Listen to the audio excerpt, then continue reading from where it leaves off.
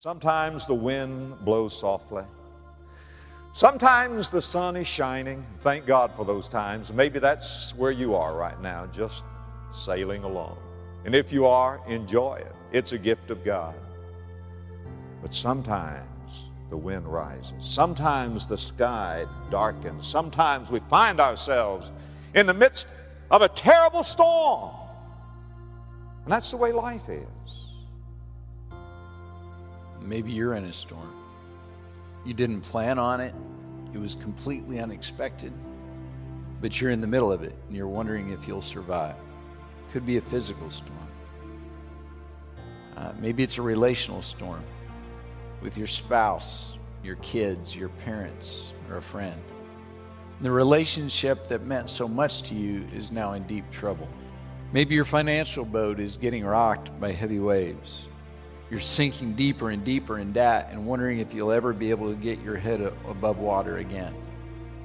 Maybe it's an emotional storm. For you, the storm is internal. You're fighting a battle no one else can see. With depression, anxiety, or fear, you're in a storm. In Matthew chapter 8, the disciples found themselves in a literal storm on the Sea of Galilee. We pick it up in verse 23. Then Jesus got into the boat and his disciples followed him. Without warning, a furious storm came up on the lake so that the waves swept over the boat. Now, before we even really start the story, I have to share with you an important fact. The disciples followed Jesus into that boat. If you go back to verse 18, you read this. When Jesus saw the crowd around him, he gave orders to cross to the other side of the lake. It was Jesus' plan. It was Jesus' idea to be in that boat, on that sea, at that time. This may be the most important thing you learn today. Storms come even when you're following Jesus.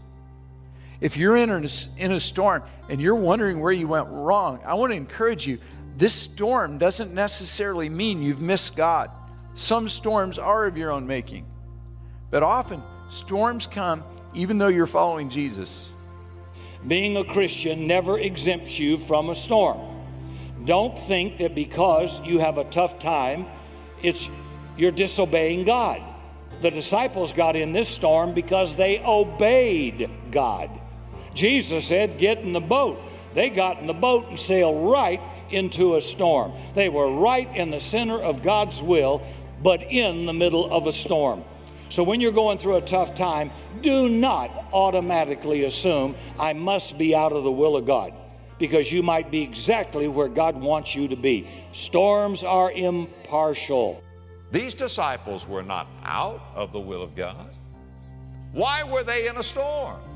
They were in a storm, don't miss this, they were in a storm because they were in the will of God.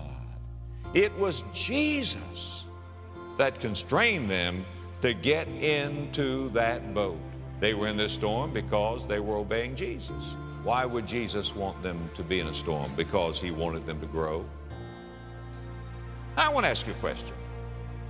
Those of you who've been on the trail for a while, when did you grow the most? When everything was fine? When you were smoothly sailing? Or when the storm came? And sometimes God allows very difficult situations in life to do what? To grow us up. And I think that if God allows a storm in your life, that its ultimate purpose is to bring you out stronger. You will learn things in storms that you will never learn any other way. A calm sea never produced a good sailor. How would you like to go on the seas with a sailor who had never been on troubled seas? If you're going to have a good life, it means you're going to go through stuff.